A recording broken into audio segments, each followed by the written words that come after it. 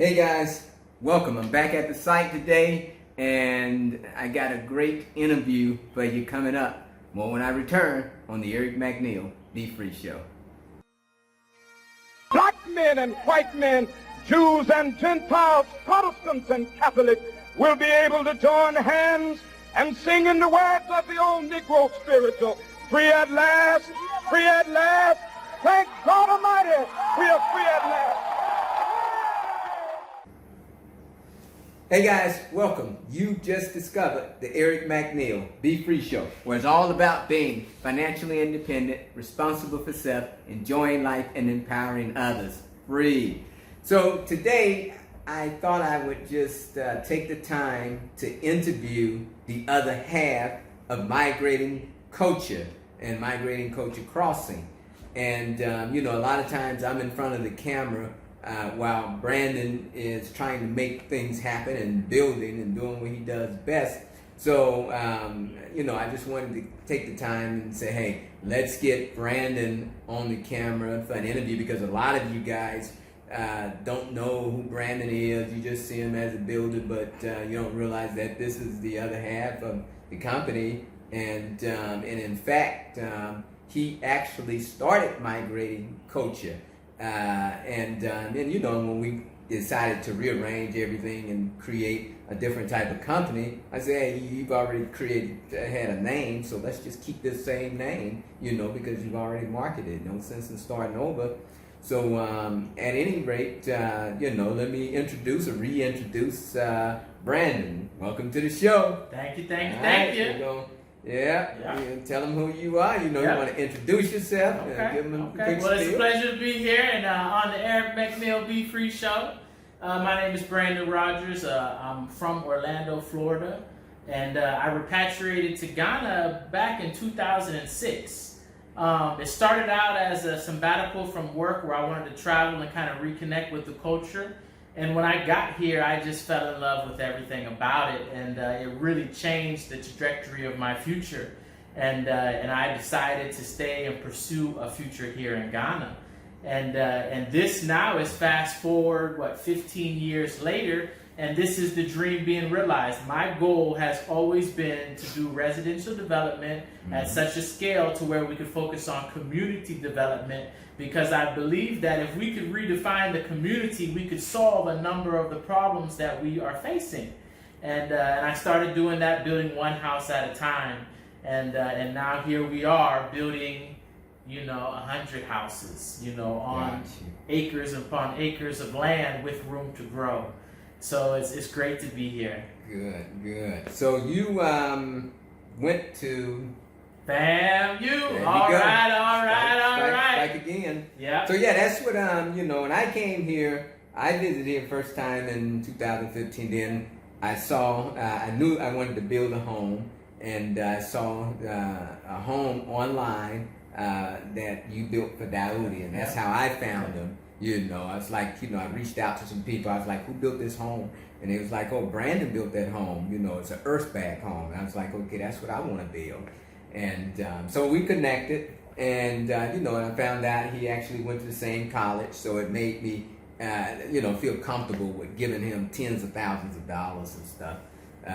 So that's how we started, and then we eventually started this whole Migrating Culture. But before Migrating Culture was a for-profit company, you started it as kind of an NGO, right? Tell us a little bit about that. Yeah, so essentially this has always been the big dream, but we took a number of small steps to get here.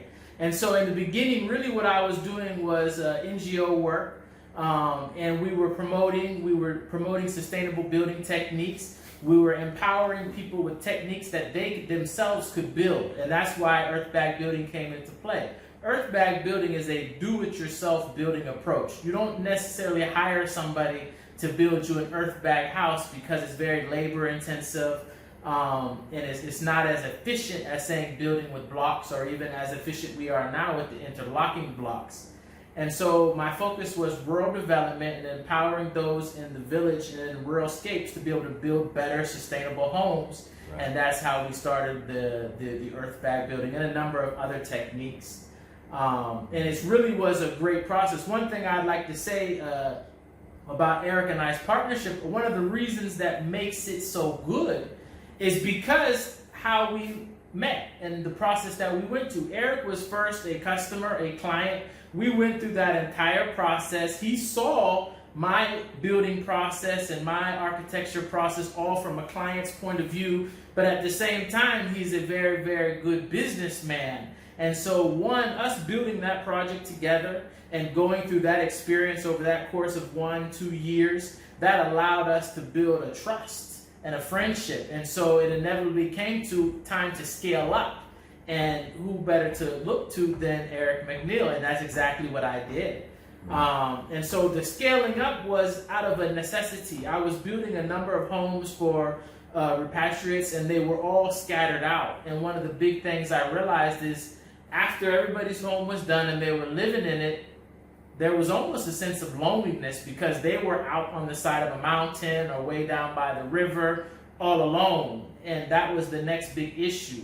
To go to any of our functions or anything like that, you've got to drive an hour, you got to go into a crowd, you got to sit in traffic, you know, so that was the next inevitable thing. Can we do it together so that I can go from building 1 or 2 houses a year to building even more because they're right next to each other. I don't have to drive 3 hours. I was driving 3 or 4 hours to different sites on a motorcycle or on a pickup truck, and it just logistically wasn't possible. And we're gonna do another video about why we no longer build custom homes and stuff. We're gonna do a video because I believe that subject needs its own video. Definitely. So we're gonna do another one. Why we're gonna save you from that roller coaster ride. Yeah, but we don't build custom homes, and we'll do another video to really break that down because we get so many calls and contact people reaching out. This is it. You know, but this is it. You know, and you can see. So what's you see we got our shirts on. Yeah. You know, this is X marks the spot. You know, exactly what it's it is. Brandon, logo, and I was like, let's keep the logo, let's keep everything. So, what was your motivation behind the logo? It was a number of things. Number one, it's the traditional X marks the spot. I'm trying to make my mark in this world. And so that's exactly what it was. Secondly, it's right here on our chest over our heart. This is where everything comes from that we're doing. We're doing it from love. Everything that I was doing in the beginning was all out of love and appreciation and wanting to see things grow and become sustainable.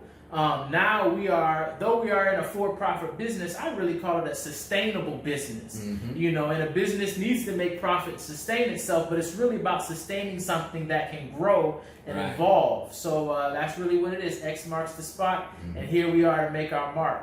Good. I hear. So you got here in Ghana in 2008? No, 2006. 2006. Yeah. So you see, this guy's been here forever, and you are a dual citizen. I received my Ghanaian citizenship in 2019. Okay. And that was a real blessing. I knew it was one of these inevitable things with me being here so long, it would happen.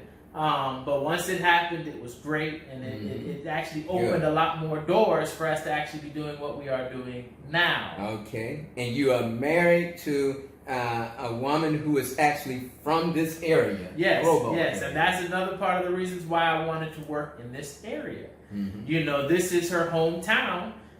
She's indigenous of the area, and it's just great to be here in her community, bringing what I've already doing, and it just so happened to work out that I was already working in the area. That's how I actually met her, from working on a house I was building, always being in the area. And so yes, these are the type of connections and intentional decisions that we're supposed to make to help build our communities. Good. So, how long had you been? Because you started, you went to school for architect. Yeah. You're an architect. You went to architecture school. Yeah. So I'm trained in architecture. That I've known I wanted to be an architect since I was 10 years old. I always say FAMU was my first adult decision. I chose FAMU. Prior towards that, I was going through life doing what I was supposed to do. Get good grades, go to school, get scholarships, all of these things. I was doing it. But FAMU was my first decision. I chose it, And the reason why I chose it is, I've always marched in bands. I play saxophone. Okay. And I believe it was 1997, FAMU came to the Citrus Bowl, and they gave a performance. And as in Florida, a tropical storm, rainstorm came blowing in, and the music never stopped. Right. They were out there jamming, and I was out there in the rain with them, just watching them in awe. Right. And once I found out they had an architecture program, I knew that's where I wanted to go. And it's funny you said it because after I graduated from FAM in 1995, I was very active with the university. And that Florida, that 1997, there was a big event in Florida that we had. And I was there. Yeah, I was there. I was a major contributor to all of their functions. Sam, you got a lot of money out of me. Wow. So even if I don't give them another dime, they didn't got their money out, Eric. So, but yeah, anybody that graduated from FAMU, they know that we go hard. Our university. But at any rate, one of the unique things about Brandon is a genius, and people don't understand. But a lot of times, being a genius, you can get in your own way, because the ego and everything is there. But Brandon is a genius. I recognize that, and we oftentimes, especially when we're smart and we believe that we have all the answers, we don't align ourselves to greater goals, and then we get stuck into this, I'm the smartest person in the room, and we wonder, well, why can I really win? Why am I not winning? So, I recognize that in my own self, and I recognize it in Brandon. So I was like, let's come together, and because I can't do this thing by myself, and I didn't think he could do it by himself, but together we can. And I always say it's just like Michael Jordan may be the greatest basketball player ever lived, but he could not have won any of those rings by himself. He need a team to do it. No matter how good you are, you need a team. And I was always Pippen. Growing up. My brother was Jordan, so I was Pippen. There you go. And that really goes to why there's such an importance for community. One of the issues with repatriation and moving so far away from where we came, I really removed myself from my network and my safety system, to be honest. So I spent a lot of time alone, and I ended up, all I could rely on was myself. And so because of that, that's why now some walls got put up, because I had to rely on myself all the time. Yeah. There was nobody I could rely on. Exactly. And I had these defenses up, because then people will be coming at you at different ways, and you don't know who is who. That's why I say, when Eric, he jumped, let me not say he really jumped all my hurdles, but he went through all of my processes.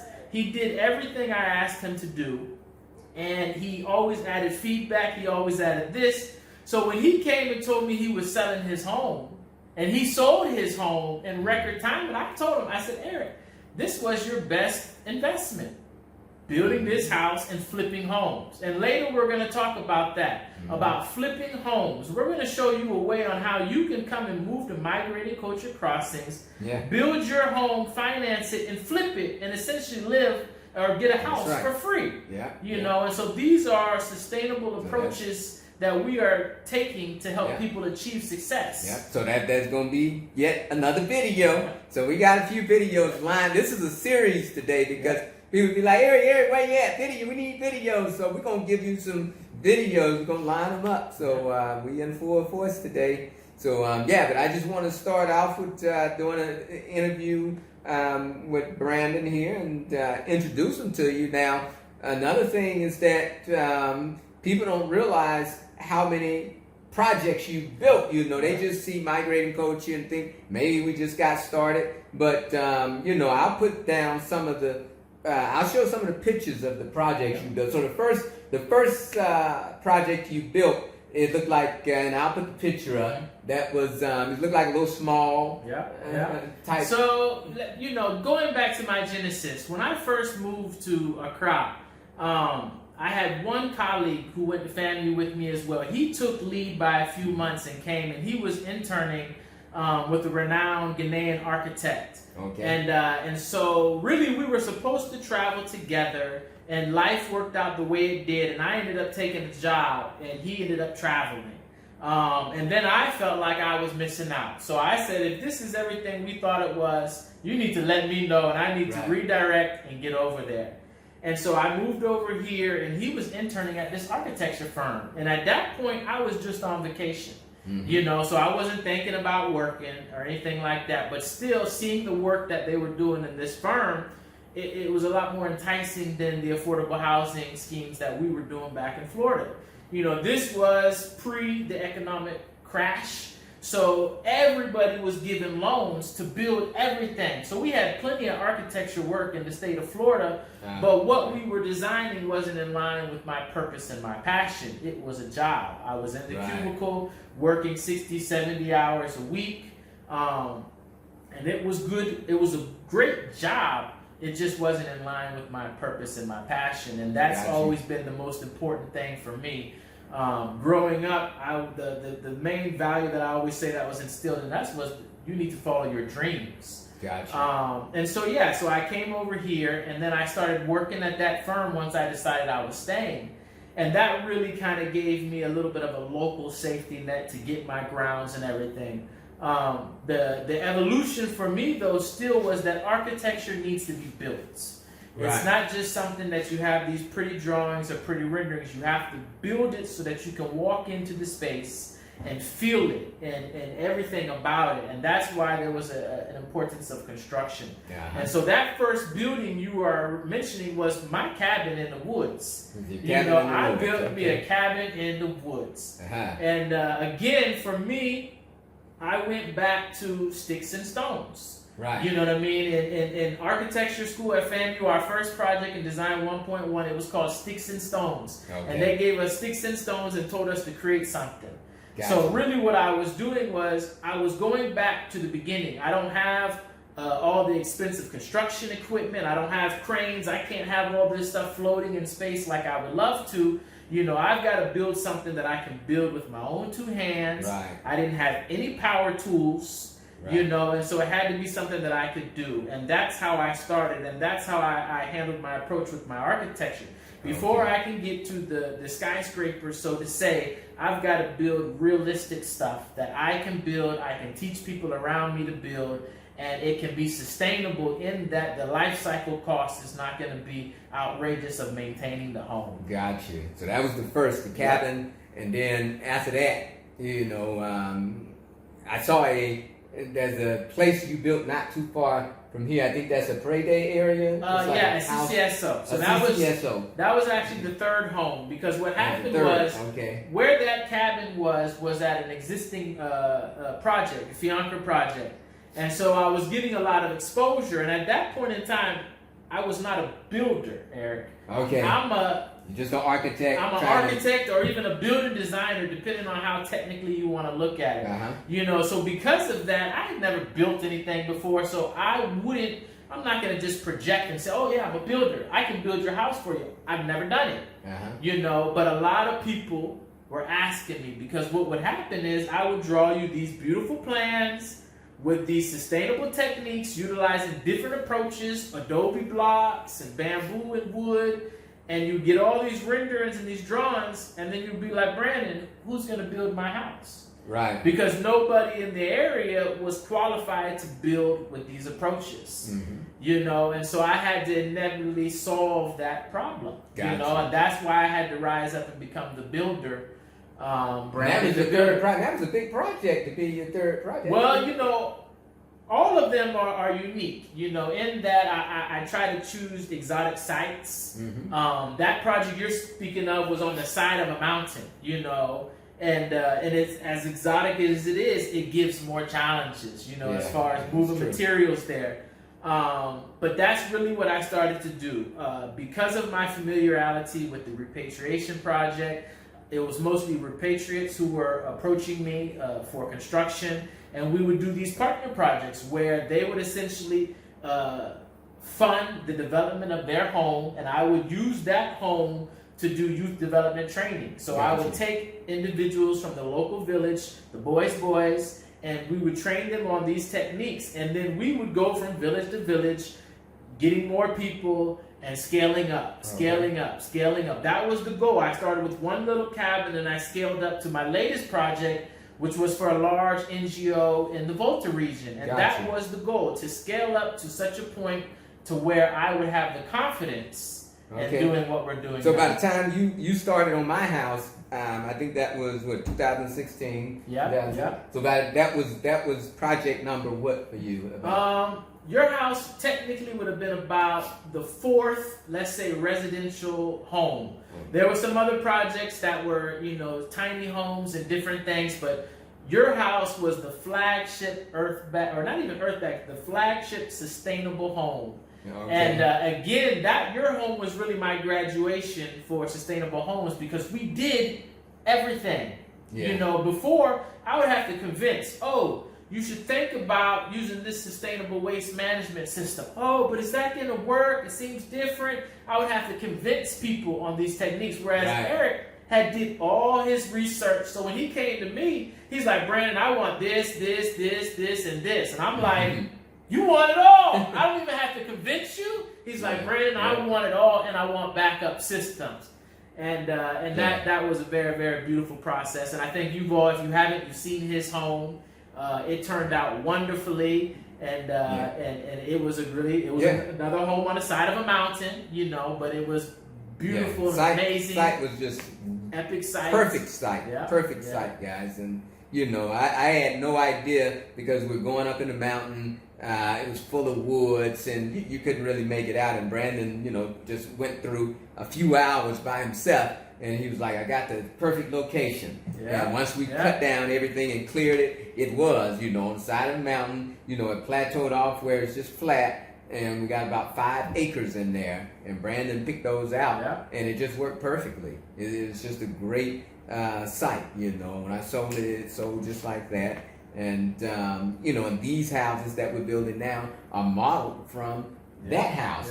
They're just smaller, but we took a lot of those ideas, and these are even better because, you know, we learned a lot during that time too. And that's always been the goal, to learn from what we're doing so that we can get better. And that's why I say every time somebody sees my houses and they get excited, I'm always still saying that we're only getting better. We're only getting better. You know, somebody mentioned it the other day that we're building luxury homes. That's right. And technically, it is a luxury home. For me, this is just my standard, and I won't build anything less than my standard. It's true. And by our system, it technically is a luxury home. So that's another plus.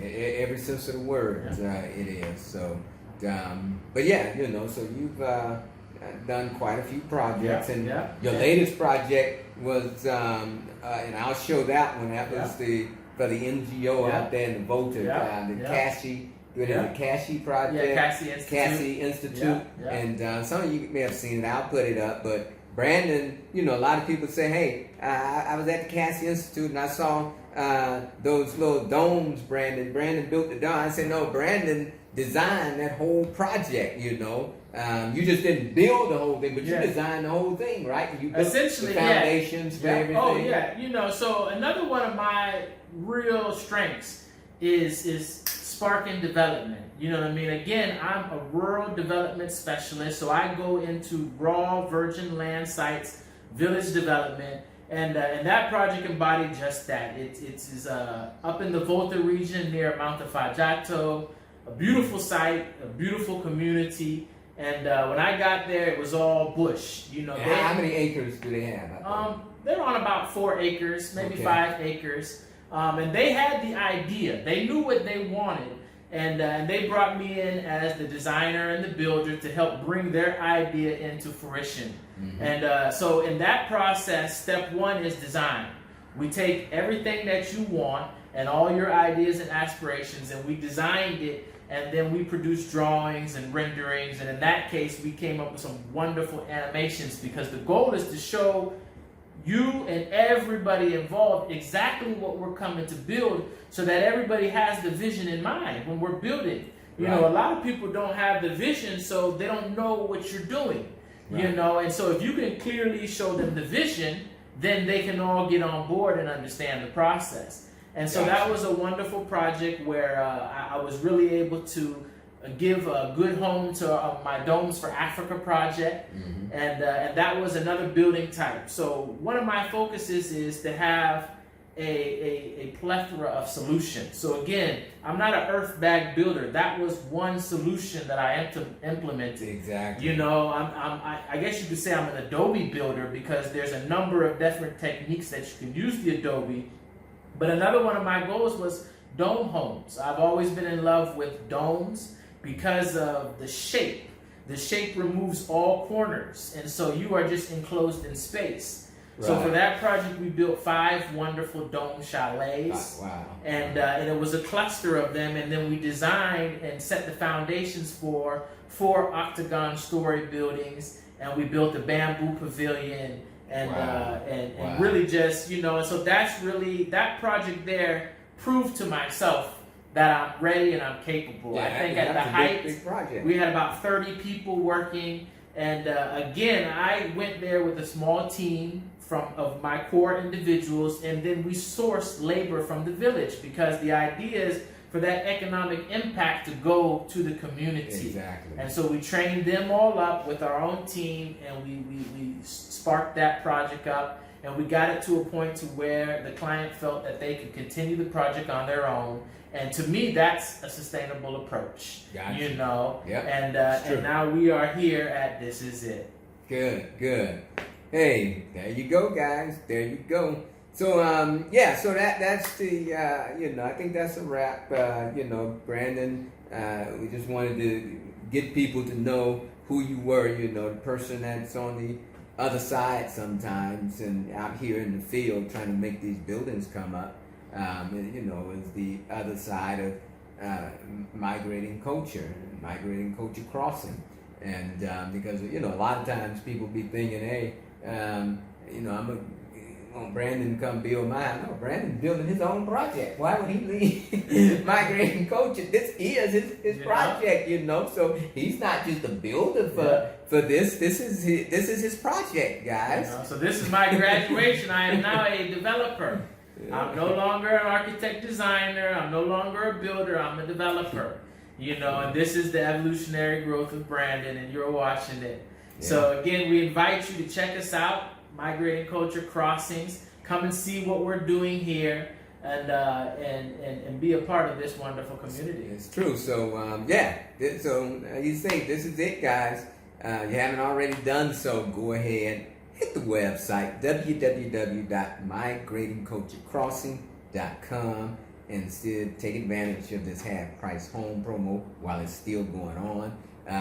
You know, check us out, you know, and also, you haven't done so, go ahead, hit that subscribe button, and subscribe, like, share, comment, give us some feedback. What do you think? You know, you can find me on Facebook, facebook.com/Eric McNeal. It's free. And as always, Ooorahhh Uhuru. Now be free.